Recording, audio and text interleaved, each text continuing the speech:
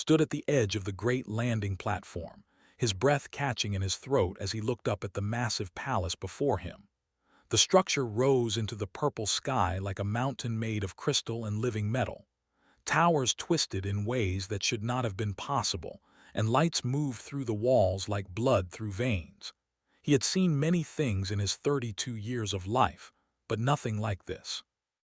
"You are the human representative," a voice asked behind him. Turned to face a tall creature with skin the color of deep ocean water. The alien had 4 arms, each ending in delicate fingers that moved like water. Its eyes were large and golden, and they studied with what he thought might be curiosity. "Yes," said, "I am sent by the United Earth Coalition." "I am Vessel," the alien said. "I will be your guide during the Queen's Ascension ceremony. Please follow me." Nodded and fell into step beside the alien. His legs were shorter, so he had to walk quickly to keep up. The invitation had come 3 months ago, delivered by a ship that appeared in Earth's orbit without warning. The Empire wished to invite a human representative to witness their most sacred ceremony, the ascension of a new queen to the throne. Earth had been in contact with alien species for only 12 years.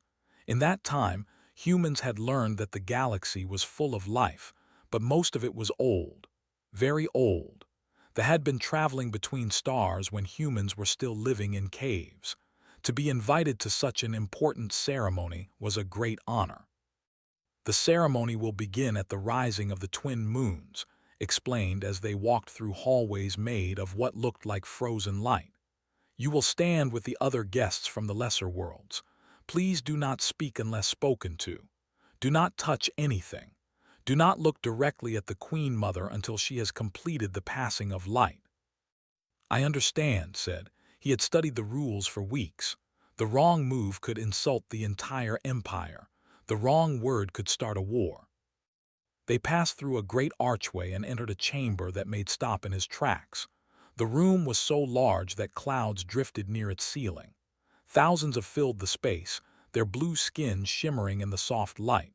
Other aliens were there too, species recognized and many he did not. They stood in groups, speaking in low voices, their eyes moving around the room with careful attention.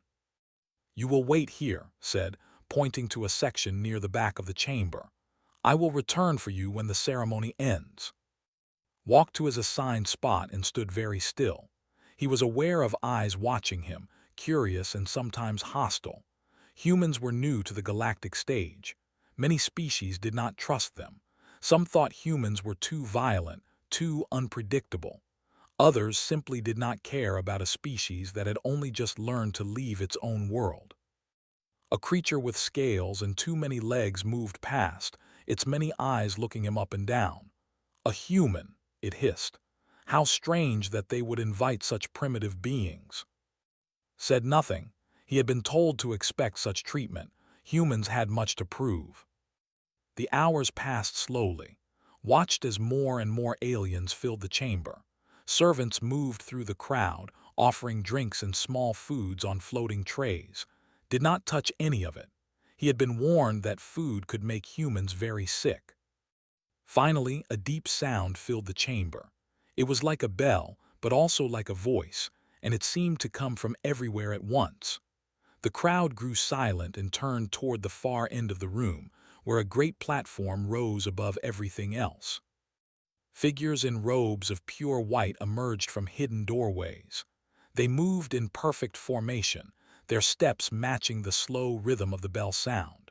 Behind them came the Queen Mother, the current ruler of the empire. Had seen images of her, but nothing had prepared him for the reality. She was tall, even for and her skin seemed to glow with inner light. Her eyes were not gold like the others, but silver, and they held a wisdom that made feel very small and very young. Beside the Queen Mother walked a younger. This was the heir, the one who would become queen when the ceremony was complete. She was beautiful in a way that crossed species, with graceful movements and an expression of calm strength. The Queen Mother climbed the steps to the platform and turned to face the crowd. When she spoke, Her voice filled the entire chamber without effort. "We gather on this sacred day to witness the passing of light. For 3,000 cycles, I have guided our people through darkness and into glory. Now the time has come for me to rest, and for another to carry the burden of rule." Listened carefully, trying to understand every word. The translating device in his ear worked well, but some meanings were lost. He knew that the passing of light was more than just a ceremony. It was a transfer of something real, some energy or power that the queens possessed. The Queen Mother reached out her hands toward. Light began to gather around her fingers, soft at first but growing brighter. Stepped forward, her own hands raised to receive the gift. And then everything went wrong. A sound like tearing metal filled the chamber. Saw movement in the crowd, figures pushing forward, weapons appearing from beneath robes. Screams erupted as the first shots were fired. Blue blood splattered the crystal floor as fell. Guards rushed toward the platform, but they were too slow. Watched in horror as three figures in black reached. One of them held a device that pulsed with dark energy. "The heir must not ascend," one of the attackers shouted. "The old ways must end." More guards fell. The Queen Mother tried to shield, but her body was old, and the ceremony had already begun to drain her strength. The light that had gathered around her hands flickered and faded. Did not think. His body moved before his mind could catch up. He pushed through the panicked crowd, dodging fallen bodies and running aliens. His heart pounded in his chest. His training from years of military service took over, shutting out fear and doubt. He reached the edge of the platform just as one of the attackers raised a blade above his head. Grabbed a fallen guard's weapon, a staff that hummed with energy, and swung it with all his strength. The attacker fell, the blade dropping from lifeless fingers. The other two turned toward, their faces twisted with surprise and rage. "Human," one of them spat, "you dare interfere in matters." Did not answer. He moved fast and low, using techniques that had been developed over centuries of human warfare. The attackers were strong and quick, but they had been trained to fight, not humans. They did not expect his sudden movements, his willingness to take hits to deliver stronger ones. In less than a minute, all three attackers lay still on the platform. Stood over them, breathing hard, the staff still humming in his hands. The chamber had gone completely silent. Every eye was on him, the small human who had done what hundreds of guards had failed to do. The Queen Mother looked at him, her silver eyes wide with something he could not read. "Human," she said softly, "what have you done?" Lowered the weapon and stepped back. His hands were shaking. He had not meant to change anything. He had only done what felt right. But he knew, in that moment, that everything had changed. The silence stretched for what felt like hours. Stood on the platform, very aware of the eyes watching him. Some looked confused. Some looked angry. A few looked at him with something that might have been respect. Two guards approached him, their weapons raised. Dropped the staff and lifted his hands, showing that he meant no threat. His heart was still racing, but he forced himself to stay calm. "Take him," a voice commanded from somewhere in the crowd. But before the guards could move, the Queen Mother raised one of her hands. The guards stopped immediately. "Wait," she said. Her voice was weaker now, the light around her almost completely gone. "This human has saved my heir. He is not to be harmed." "But your radiance," one of the guards protested. "He has touched royal persons. He has spilled blood on sacred ground. The laws are clear." "The laws," the Queen Mother said slowly, "were written for times of peace. This is not such a time." She turned to look at, studying him as if seeing him for the first time. "What is your name, human?" "Your radiance," she repeated, as if testing how the words felt. "You moved without hesitation. You risked your life for someone you do not know, from a species not your own. Why?" Considered the question. It was not simple, even though his answer was. "Because it was the right thing to do," he said. Where I come from, we do not stand by and watch when someone is in danger. It does not matter who they are." A murmur ran through the crowd. The Queen Mother's eyes narrowed slightly. "And if your actions had caused war between our peoples, if the Empire had seen your interference as an attack, then I would have faced the consequences," said. "But I could not watch her die.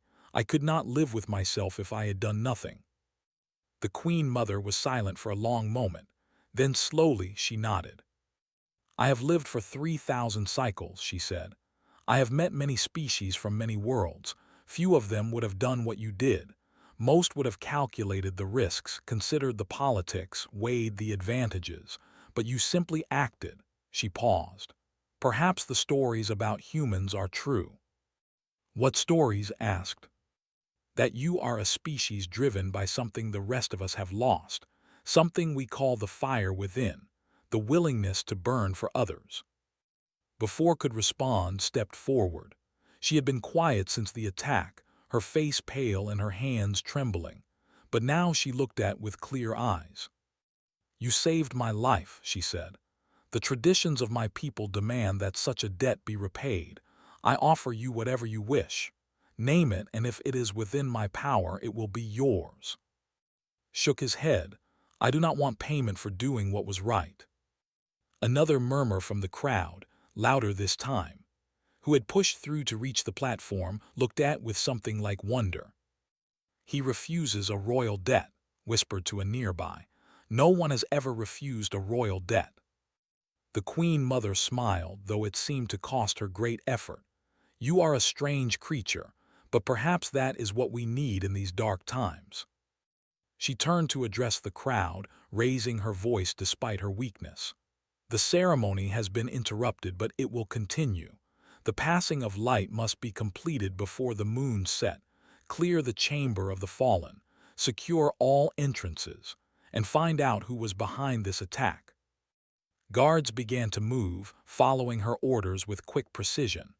The crowd started to shift, some leaving, others moving to new positions, but no one tried to remove from the platform. "You will stay," the Queen Mother told him. "You will witness what comes next." "I am honored," said, though he was not sure that honor was the right word. He felt like he had stepped into a river and was now being carried to places he could not see. The bodies of the attackers were carried away.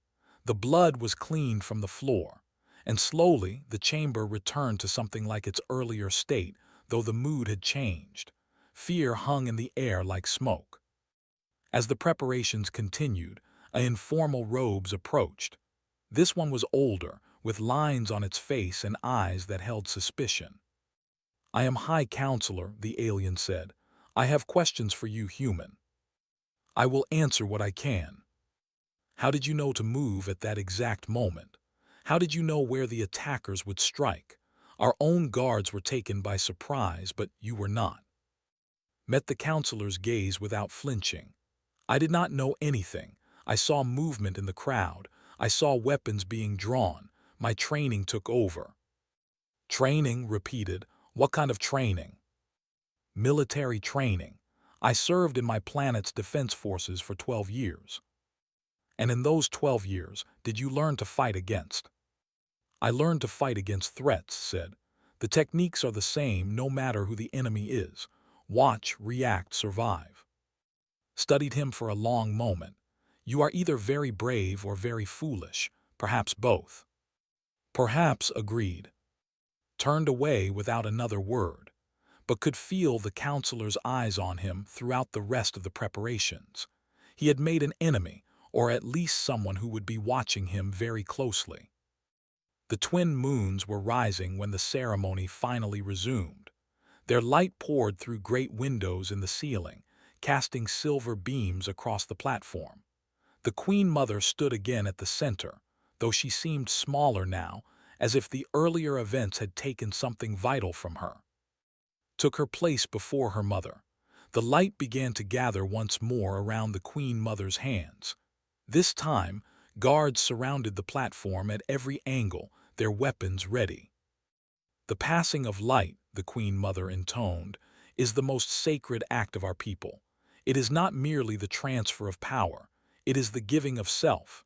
When this is complete, I will be no more. My memories, my wisdom, my very essence will live on in my daughter. Watched, fascinated despite his exhaustion. The light grew brighter, swirling between mother and daughter like a living thing. Eyes widened and her body began to glow. The process took nearly an hour. When it was finished, the Queen Mother collapsed, her body fatting into points of light that scattered and disappeared. The crowd gasped, some crying out in grief, others in joy. Stood alone on the platform, radiant with new power. Her eyes, when she opened them, had changed from gold to silver. "It is done," she said, and her voice carried the weight of centuries. "I am queen." The crowd knelt as one. Even the aliens from other worlds lowered their heads in respect. Not knowing what else to do, bowed deeply. When he looked up, Queen was looking directly at him. "Rise," she said. "You alone among the guests of lesser worlds will not kneel to me. You have earned that right." Straightened, feeling the weight of countless stares. He did not fully understand what was happening, but he knew that his life had changed forever. "You saved my life before I became queen," continued. "That debt remains, and now that I have my mother's memories, I understand something she felt but did not say." "What is that, Your Radiance?" "That the humans may be exactly what this galaxy needs, not despite your chaos and your passion, but because of it." She paused. "The attack today was not random. It was planned by forces that wish to see the Empire fall, and when empires fall, others suffer. Do you know who was behind it?"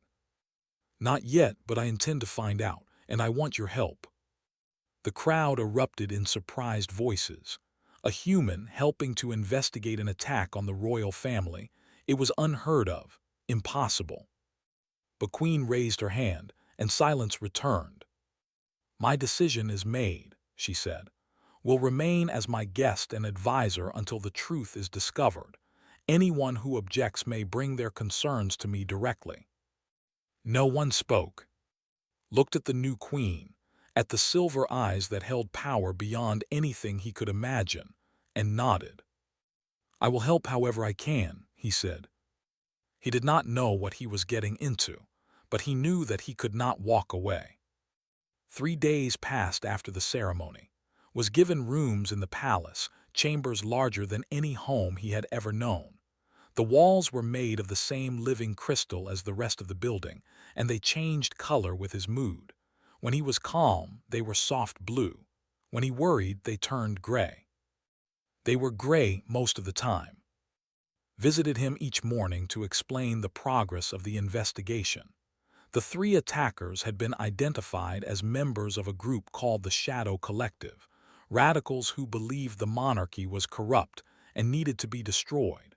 But the investigation had hit walls at every turn. "The collective has existed for centuries," explained on the 4th day. "They work in secret, striking and then vanishing. We have never been able to find their true leaders." "Someone must know something," said. "A group that large cannot operate without leaving traces." "Perhaps, but those who know are too afraid to speak. The collective has a reputation for silencing those who betray them." Stood by the window, looking out at the alien city below. Moved through the streets like streams of blue water, going about their daily lives as if the attack had never happened. But he could see guards on every corner, their eyes scanning the crowds. "Fear controls them," said. "The citizens, I mean, they are afraid of the collective." "Yes. And the collective uses that fear to stay hidden." "Yes." Turned from the window. "Then we need to take away that fear, or at least reduce it." Tilted his head. "How would you suggest we do that?" "By showing that the collective can be beaten, by making them look weak." Paused, thinking. "The attack at the ceremony failed. Have you told the people that?" "It was announced, yes." "But have you told them how it failed? Have you told them that one person stopped 3 attackers?" His golden eyes widened. "You wish us to spread the story of your actions?" "Not for my glory, for theirs." pointed toward the city. Those people need to believe that the collective can be stopped. They need to see that standing up to them is possible. If one person can make a difference, maybe others will find the courage to speak. Was silent for a long moment. This is not how we typically approach such matters. They prefer to keep internal conflicts quiet. We do not broadcast our weaknesses. That approach has allowed the collective to grow for centuries, said. Maybe it is time to try something different. Later that day, was summoned to Queen's private chambers. The room was simpler than he expected, with plain walls and functional furniture. The Queen sat at a desk covered with papers and glowing screens. "Your suggestion has reached my ears," she said without greeting. "You wish to turn the attack into a story of victory." "I wish to give your people hope," said. "Hope is a weapon the collective cannot fight against." Studied him with her silver eyes. "My mother's memories tell me that humans have a long history of warfare, that you have fought among yourselves for thousands of years, destroying your own world and each other. That is true. And yet you also have a history of rising against impossible odds, of finding strength when all seems lost. That is also true. How do you balance these two things?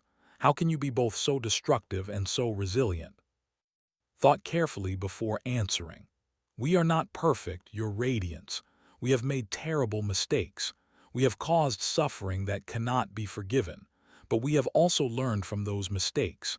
And we have learned that the darkest times often bring out our greatest strength." "The fire within," said softly.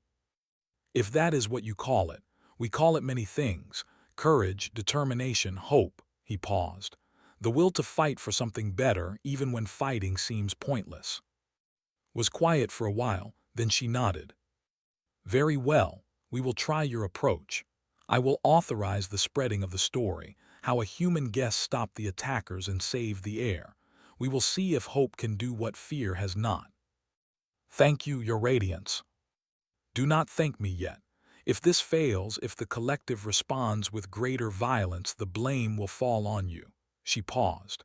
"And on humanity as a whole." Understood the weight of that responsibility. If he was wrong, it would not just be his reputation at stake. It would be Earth's relationship with one of the most powerful empires in the galaxy. "I accept that responsibility," he said. The story spread quickly. Within days, it was being told in markets and meeting halls across the home world. The tale grew in the telling, as tales often do. Soon, was not just someone who had stopped 3 attackers. He was a warrior who had defeated an entire assassination team single-handedly, a hero who had moved faster than eyes could follow. Heard these exaggerated versions with some embarrassment. He tried to correct them when he could, but the stories had taken on a life of their own. But more important than the stories about him were the effects on the population. Citizens began coming forward with information. Small pieces, mostly, whispers and hints that alone meant little. But as the information gathered, patterns began to emerge. The collective was not just a group of radicals. They had support from outside the empire, from other species, other powers who wished to see the weakened. "This changes everything," High Counselor admitted during a meeting of the Royal Council. Had been invited to attend, though he sat in a corner and tried not to draw attention. "If external forces are supporting the collective, this is not merely an internal matter. It is an act of war." "We do not know which powers are involved," another counselor said. "We cannot simply accuse without proof." "Then we find proof," said. Her voice carried authority that seemed to come from somewhere beyond her young age. "We follow the trail wherever it leads." "And the human?" asked, looking at with the same suspicion he had shown since the first day. "What role does he play in this?" "He has proven his value," said. "His methods have given us more information in days than we gathered in years. He will continue to advise." Looked like he wanted to argue, but he said nothing. After the meeting, walked through the palace gardens. The plants were strange and beautiful, with flowers that sang and trees that bent toward him as if curious. He was lost in thought, trying to piece together everything he had learned. A voice interrupted him. "You have made enemies human." Turned to find a watching him from the shadows. This one was different from the others, with scars on its blue skin and eyes that were dark rather than gold. "Who are you?" asked. "A friend, or at least not an enemy." They stepped closer. "The collective knows about you now. They see you as a threat. There will be attempts on your life." "Are you warning me or threatening me?" "Warning. I was once part of the collective. I left when I saw what they were becoming, but I still have contacts, still hear things." This voice dropped lower. "They are planning something big, something that will shake the Empire to its foundations." "What are they planning?" "I do not know the details, but I know it involves the humans, your people specifically." Felt cold despite the warmth of the garden. "What do you mean?" "I mean that the attack on the Queen was just the beginning. The collective wants to destroy the connection between humans, and before it can grow. They fear what your species might become if given the chance to rise." The turn to leave. Wait called. "Why are you telling me this?" "Because I have seen the fire in your eyes, human. The same fire I once had before it was beaten out of me." The paused. "Perhaps you can do what I could not. Perhaps you can actually make a difference." And then the stranger was gone, vanished into the shadows as if never there. Stood alone in the garden, the singing flowers filling the air with beautiful sound, and he knew that the real battle was only beginning. The warning from the stranger haunted over the following days. He told Queen about the encounter, and she doubled the guards around him, but knew that guards could only do so much. If the collective wanted him dead, they would find a way. He decided that his best defense was attack, not physical attack, but information. He needed to understand the collective, to find their weaknesses before they could strike again. Helped him access the palace archives. The history of the Shadow Collective stretched back over 500 cycles. They had started as a reform movement, calling for greater rights for the common. But over time, they had become radicalized, turning to violence and terror.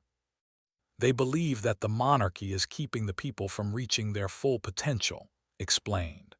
"They think that if the royal family were removed, a new age of progress would begin." "And the external support," asked, "who benefits from instability?" "Many powers.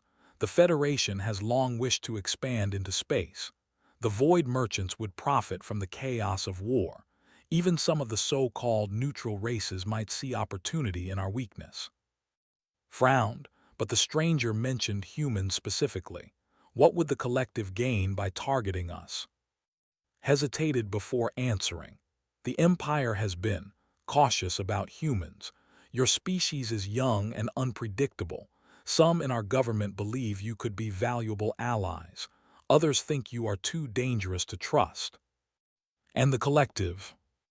"The collective sees any connection with humans as a threat. If the Empire allied with humanity, it would grow stronger. The collective's chance of victory would shrink. So they want to prevent the alliance before it can form." "Yes, and after your actions at the ceremony, you have become a symbol of that potential alliance. Destroying you would send a message to both your people and mine." Leaned back in his chair, thinking. He was not important. He was just a soldier who had been in the right place at the right time. But somehow, he had become central to events far beyond his understanding. "What would an alliance with humanity actually mean?" he asked. "In practical terms." "Technology exchange, trade agreements, military cooperation." Paused. "They have much to offer. We are old and wise with knowledge that your species has not yet discovered, but we have also become stagnant. Our ways have not changed in thousands of cycles. We have lost the fire that once drove us to explore and create. And you think humans could provide that fire?" "Some believe so. Queen, for example. Her mother's memories have shown her what the once were and what we could become again. She sees potential in your species that many of us have missed. That evening was invited to dine with the Queen. The meal was simple by standards, which meant it was still more elaborate than anything had experienced on Earth. Course after course arrived, each more beautiful than the last, though he could only safely eat about half of them. "You have been studying our history," said as they ate. "What have you learned?" "That your people were once much different than they are now," said carefully. "That you explored and built and dreamed of things that seemed impossible. And now you protect what you have rather than reaching for more." Nodded slowly. "It is the curse of old civilizations. We become afraid of change because change has brought us pain in the past. We forget that change also brings growth." "Is that why you wanted humans at the ceremony? To remind your people of what change can bring?" "Partly. My mother believed that contact with younger species could wake something in us, that your energy and passion could spread, like fire spreading from one candle to another." "The fire within," said. "Yes," set down her eating utensil and looked at him directly.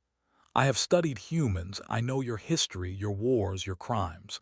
By any measure, your species should have destroyed itself long ago, and yet you survived. You overcame.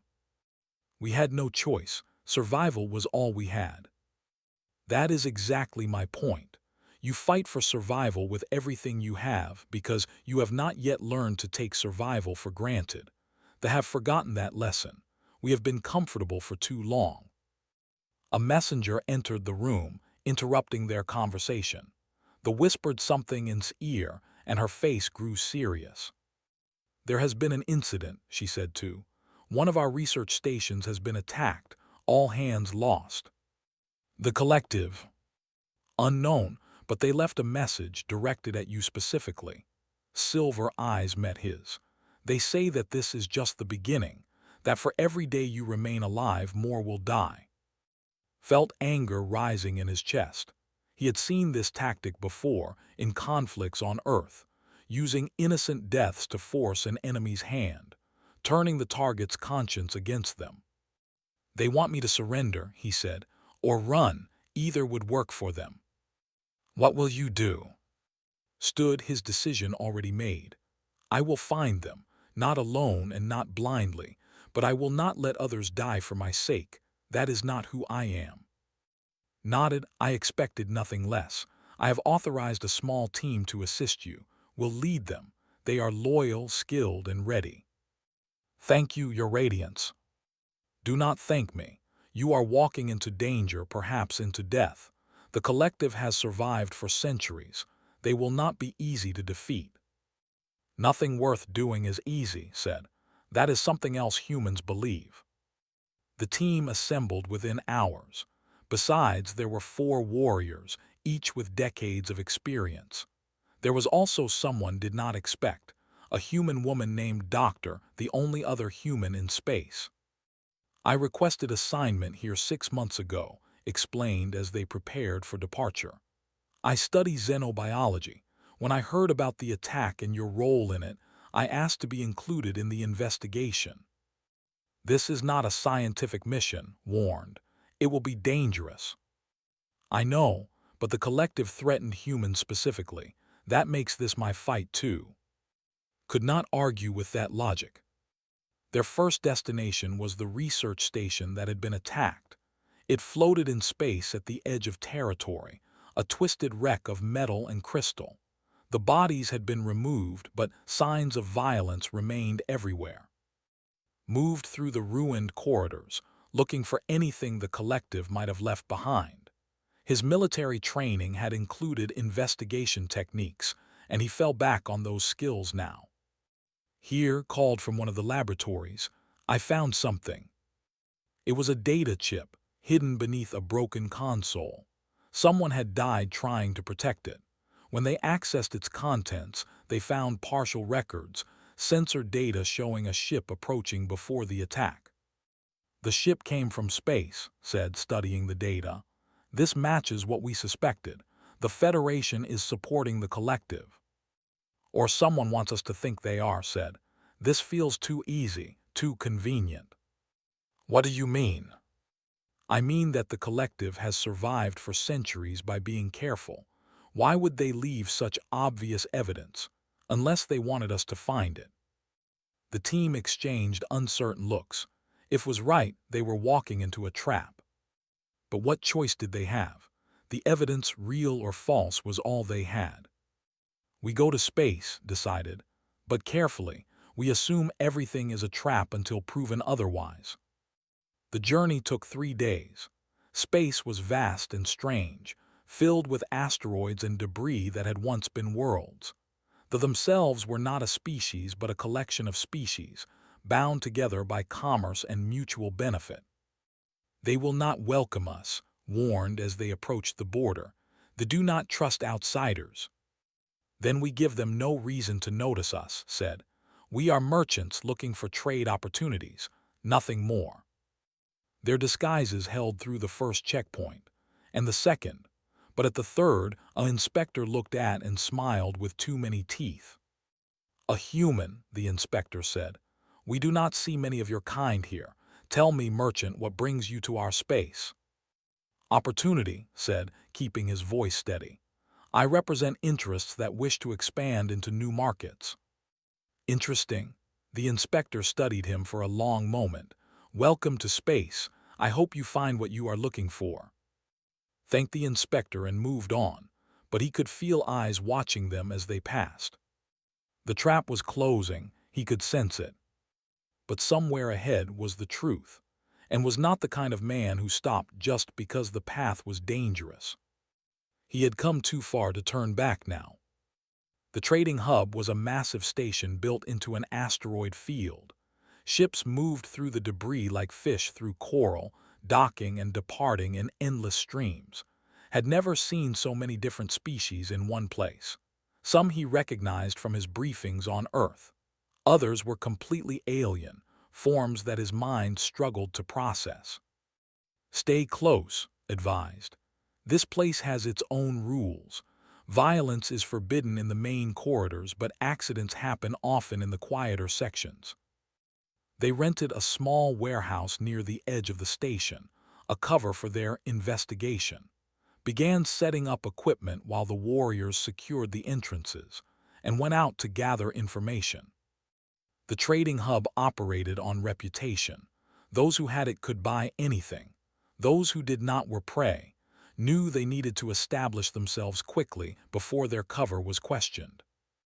They found their opportunity in a gambling den deep within the station. A game was being played, something involving cards and dice and rules did not fully understand. But he understood the players, the way they watched each other, the tells that showed who was bluffing and who was not. He joined the game. A human, one of the players said, a creature covered in metallic scales. I have heard stories about your kind. You are supposed to be unpredictable. Stories exaggerate, said. I am just a merchant looking for entertainment. The first rounds went badly. Lost steadily, learning the rules as he played. But as the game continued, the losses slowed, then stopped, then reversed. By the 10th round, he was winning consistently. You learn quickly, another player observed, this one with 3 eyes. Perhaps too quickly. Where did you say you were from? I did not say, replied, and I do not see how it matters. The game continued. More players joined, some left. Money changed hands, allegiances shifted, and throughout it all listened. Fragments of conversation drifted past, bits of information that meant nothing alone but combined into a larger picture. The collective had agents here. That much became clear. But they were hidden, protected by layers of middlemen and false identities. Finding them would require something more than careful listening. It would require bait. Lost the next few hands deliberately, making it look like his luck had turned. He complained loudly about his losses, about how he had come to space with great opportunities but could not find the right connections. What kind of opportunities? Someone asked. The kind that require discretion, said. I represent interests that wish to remain anonymous. We are looking for partners who can provide certain services." "What services?" "Transportation, security, information," lowered his voice, "and perhaps something more direct if the price is right." The words were deliberately vague, designed to attract attention from anyone involved in illegal activities. It was a risky move. He might attract the wrong kind of attention, the kind that ended with bodies in quiet corridors. But it worked. A message arrived at their warehouse the next day. No sender, no signature, just coordinates and a time. "It is a trap," said flatly. "We should not go." "Of course it is a trap," agreed. "But it is also an opportunity. Whoever sent this knows something. We need to find out what." Looked up from her equipment. "I can track your location if you wear this." She held up a small device. "It will not be detected by standard scanners. If something goes wrong, we can find you." "What if something goes wrong before you can reach me?" Did not have an answer for that. Went to the meeting alone, as the message demanded. The coordinates led to a storage area in the station's lower levels, where lighting was poor and witnesses were few. He arrived early, finding a position where he could watch the entrance. A figure appeared exactly on time.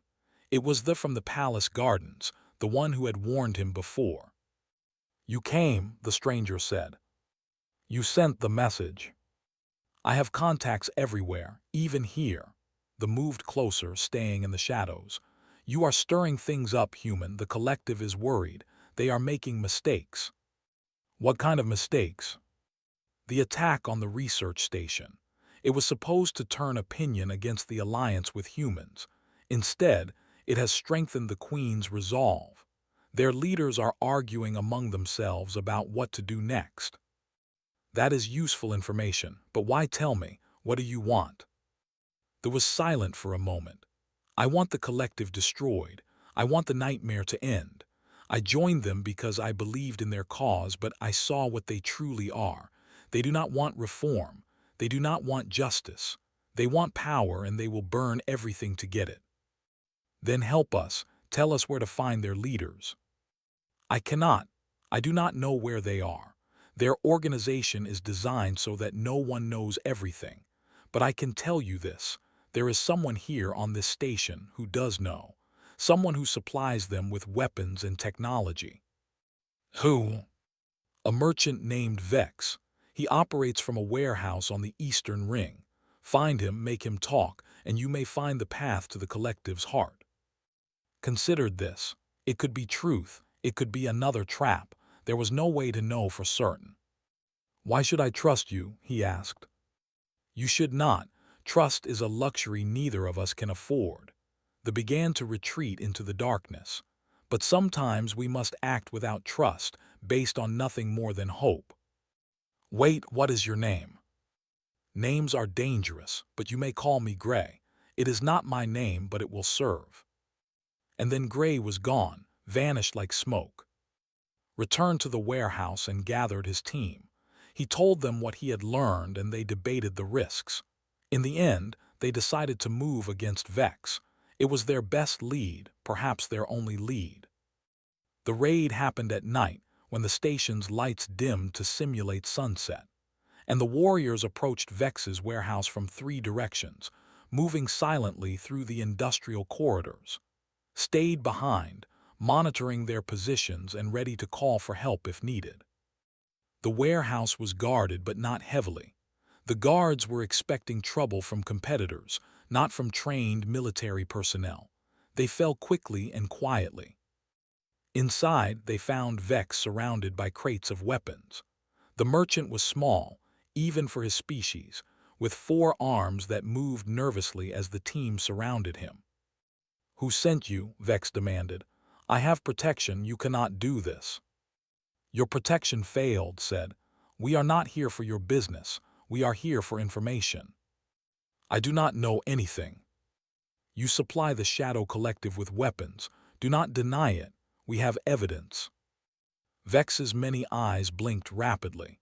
"Even if that were true, I could not tell you anything. The Collective would kill me." "We will kill you if you do not. one of the warriors said, raising a weapon. Wait stepped forward. There is another option. Give us what we need and we will make sure you are protected. A new identity, a new location. The collective will never find you. You cannot guarantee that. No, but it is better odds than what you face right now. Vex considered this for a long moment. Then slowly his shoulders slumped. The collective is not just, he said. It never was. There are members from many species, bound together by their hatred of the old powers. The monarchy is their biggest target, but they also wish to bring down the council, the human government, and others. Where are their leaders? I do not know that, but I know where they meet. There is a place, an old station in the dark space between star systems. They call it the Shadow's Nest. That is where the real power hides. Give us the coordinates.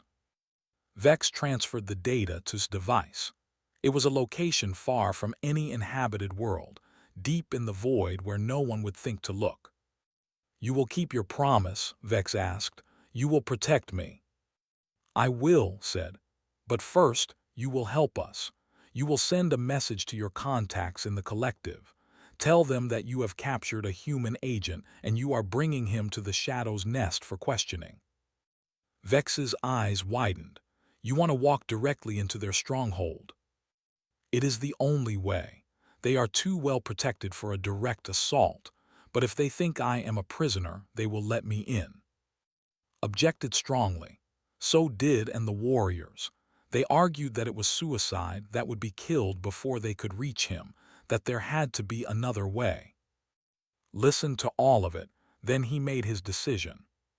This is bigger than one person, he said.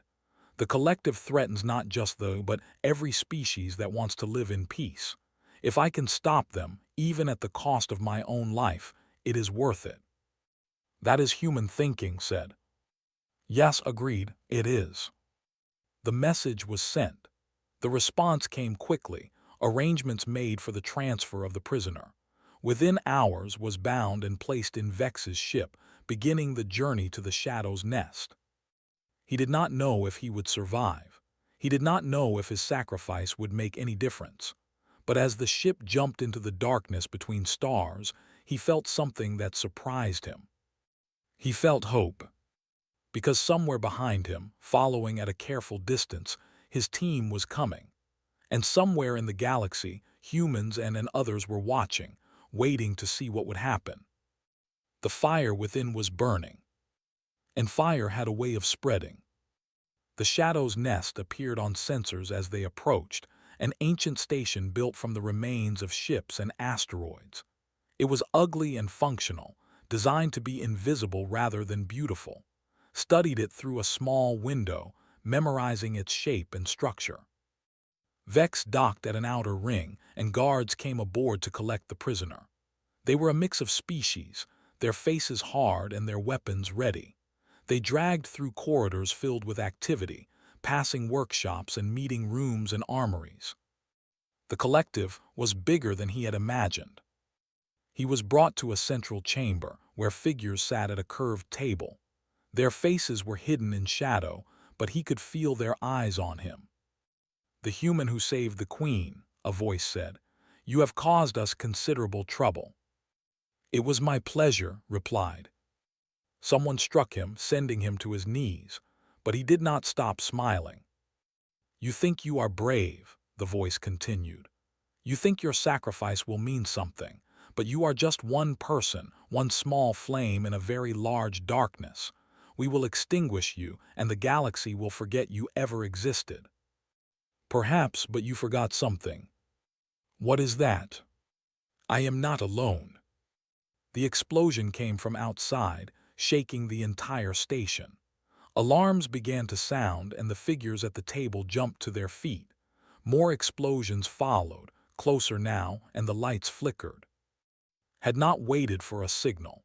He had attacked the moment was inside, using the weapons and information they had gathered to strike at the station's defenses.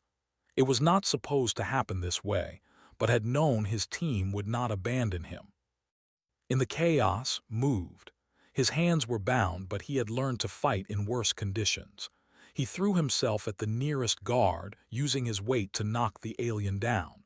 The fall broke the binding on his wrists, and then his hands were free. He grabbed a weapon and started firing.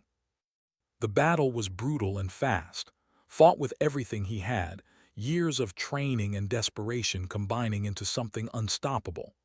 Bodies fell around him, both enemies and allies. The station shook with more explosions and fires began to spread. Through the smoke, saw the figures from the table trying to escape, the leaders of the collective fleeing like cowards. He chased them. The pursuit led through twisting corridors and down emergency shafts. One by one, the leaders fell, caught by the warriors who had breached the station from other points. By the time the fighting ended, only one remained. A human stared at the face of the last leader, a man with cold eyes and gray hair. He had expected many things, but not this. Surprised, the man asked. You should not be. Humans have always been willing to tear each other apart for power. Who are you? My name does not matter. What matters is that I saw the truth that your leaders refused to accept. Humanity will never be allowed to rise in this galaxy. The old powers will crush us, use us, discard us. The only way to survive is to help bring them down first, and then build something new from the ruins. You are insane. I am practical. All the others, they see us as children. They will never accept us as equals. The only path forward is through destruction. Raised his weapon. You are wrong. The Queen sees our potential. Others will too if we give them reason. A fool's hope. Maybe, but hope is what makes us human. He fired, the last leader fell. The Shadow's nest burned around them and the survivors evacuated. Ships fled in all directions, some carrying collective members who had escaped, others carrying those who would be captured and questioned.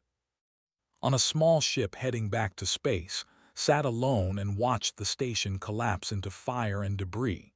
The collective was not destroyed, not completely, but its heart had been cut out, its leaders killed or captured. It would take years for them to rebuild if they ever could. Queen's voice came over the communication system. You have done the impossible. We did it together, said. Your people, my people, working side by side. Yes, and perhaps that is the most important victory of all. She paused. When you return, there is much to discuss. The old ways are changing. The alliance between our peoples will move forward, and you will have a place in shaping what comes next. I am just a soldier. You were a soldier, now you are something more. Her voice softened. Rest, you have earned it, but do not rest too long, the work is only beginning. Closed his eyes and let exhaustion take him. He did not know what the future held. He did not know if the alliance would succeed or if old hatreds would tear it apart. But he knew that humans had proven something today. They had shown that a young species, dismissed and underestimated, could stand against the darkness and win. The fire within was real, and it would not be extinguished. Months later, stood in the great chamber where everything had begun. The room had been rebuilt, the crystal walls repaired, the blood washed away. Representatives from dozens of species filled the space, gathered to witness something that had never happened before. An alliance between humanity and the Empire. Queen stood on the platform, her silver eyes bright. Beside her stood the representative from Earth, a woman named Chancellor who had traveled across the stars for this moment. Today we take a step into the unknown, said, her voice filling the chamber. We forge a bond between old and young, between wisdom and fire. We do not know where this path will lead, but we know that we walk it together. Chancellor spoke next. Humanity has long dreamed of the stars. We have reached for them even when reaching seemed impossible. Today, that dream becomes real in a way we never imagined. We join hands with an ancient people, bringing our energy and passion to their experience and knowledge. Together, we will build something new. watched from his place among the honored guests. Stood beside him and even Gray, who had emerged from the shadows to witness history being made. They had all played their parts, small pieces in a larger story. The ceremony concluded with music and celebration. But later, when the crowds had thinned, Queen found on a balcony overlooking the alien city. "You could have died," she said. "Many times. Why did you keep fighting?" Thought about the question. He thought about Earth, about the wars and the suffering and the determination to survive. He thought about the fire within, the thing that had burned in human hearts since the first ancestor looked at the sky and wondered what was up there. "Because giving up was never an option," he said. "Because humans do not know how to stop hopping, even when hope seems foolish." Nodded slowly. "My mother's memories told me that you were a species worth watching. I believe now that she was right." What happens next? Now the real work begins. Building the alliance, defending against those who wish to see it fail, exploring the possibilities that open before us. She turned to look at him. "I would like you to be part of that work, not as a soldier but as a bridge between our peoples." "I am honored." "You have earned the honor," she smiled, something had rarely seen. "Welcome to the future. May your fire light the way for all of us." Looked out at the city, at the stars beyond, at the endless possibilities that stretched before them. He did not know what would come. No one could know. But he knew that humanity would face it as they had faced everything else. With courage, with hope, with the fire that no darkness could extinguish. And that was enough.